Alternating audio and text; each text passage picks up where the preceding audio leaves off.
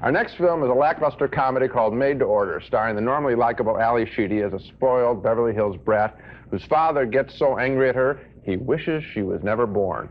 Guess what happens next? Right, a fairy godmother appears, Beverly D'Angelo appears, and she explains to Ally Sheedy that now she is a nobody, that her father won't recognize her, that she has to do some selfless acts to regain her place in the world. You're a spoiled, silly, boring, insignificant little twit. Hey, who are you calling boring? Some fairy godmother you are. I thought you guys were supposed to turn maids into princesses. Some princesses deserve to be maids. Oops, I'm getting ahead of myself. The first thing Sheedy must do after she's been turned penniless is get a job. She becomes a maid in a rich Beverly Hills home. She is upset when she sees her father, Tom Skerritt, a multi-millionaire philanthropist, with her fairy godmother.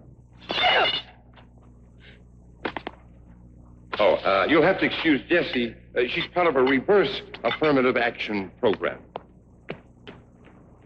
I think I should put some water on this. Could you tell me where the, Second door left. It's so difficult to find good white help these days.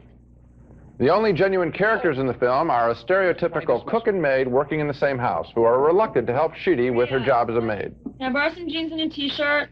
I want to wash my uniform. I don't have anything to wear. Thanks.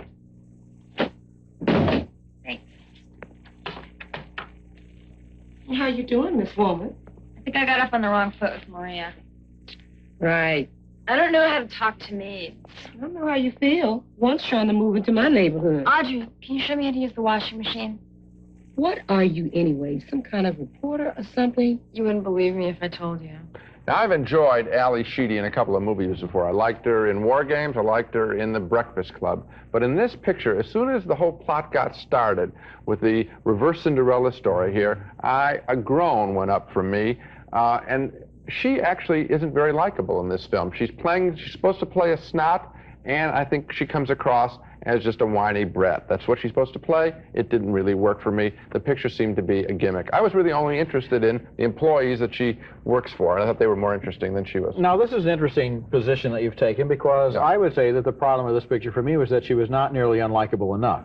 Oh. There is a kind of a bottom line of likability in Ally Sheedy. She is a pleasant young woman. Yeah. And it seemed to me that what the character needs to begin with is to be much, much rougher, to be much harder to get along with, much more egotistical, much more spoiled, much more of a brat, so that the change is more convincing. It seemed to me that she was always kind of basically the kind of person her fairy godmother was trying to turn her into. What we could be saying is we didn't like the performance, one way or another. In other words, she wasn't given enough bad stuff to do, or she didn't play it badly enough. Either the performance or the direction or the screenplay or something. I feel basically that the heart of the movie for me was Dick Shawn and Valerie Perrine, and that weird rock and roll couple. They were ripped off from Down and Out in Beverly Hills, but at least it was an interesting riff. I would have rather seen a movie about them than about Ally Sheedy. Okay. More thumbs down for Maid to Order, the fantasy about a spoiled brat who learned her lesson. We only really like the supporting characters.